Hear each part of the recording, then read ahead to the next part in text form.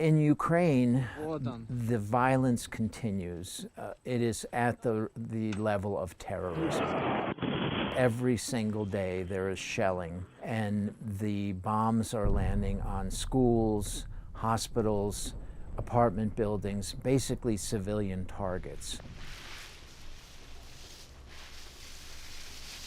My name is Andrew Lennick, and I am a Ukrainian activist. This has been a long and brutal summer in Ukraine. This has been a focus of mine and a concern of mine, that as this war drags on, it's 540 some odd days at this point, that it's fallen off of the mainstream media. It's fallen out of the consciousness of most Americans, and that's very disconcerting to me. As it is, Ukraine occupied the front pages of the news for a while, for a couple of months in the beginning of the war, and now it has become a war of attrition. I think it's very hard for Ukrainians to feel like the news from Ukraine is slipping from the headlines in the United States. There is still a lot of coverage of what's going on in Ukraine, but it's not front page news like it was.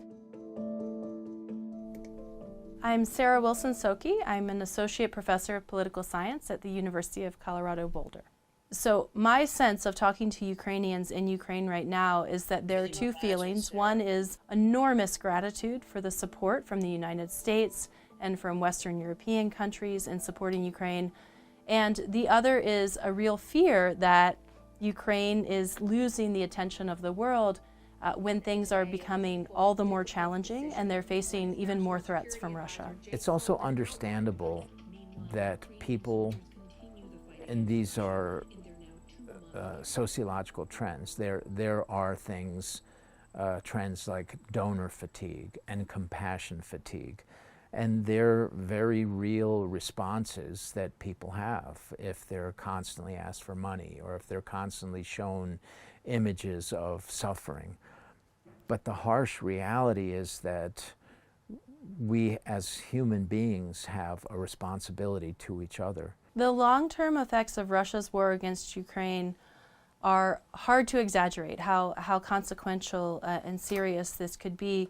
It really is a fight to maintain democracy in Central and Eastern Europe, but in Europe more broadly and around the world, especially when you consider the broader implications of things like Ukraine not being able to ship grain to other parts of the world. One of the big questions that I think is really important to think about is continued U.S. support for Ukraine and the timing of when they get military support. And so, for instance, with the F-16s, promising weapons and delivering them in a timely manner is really important for Ukrainian forces to feel that they have the full backing and to have the full backing and the capability to fight. Another concern that I hear coming from Ukraine is what happens during the U.S. presidential election and after the U.S. presidential election. So looking ahead to reassurances that the United States will continue to be a strong ally of Ukrainian forces. I have different messages for my fellow Ukrainian Americans. Keep doing what you're doing, but also learn how to turn your friends into advocates. This is what we must learn to do, to educate. Let every American who crosses your path know that you are Ukrainian American.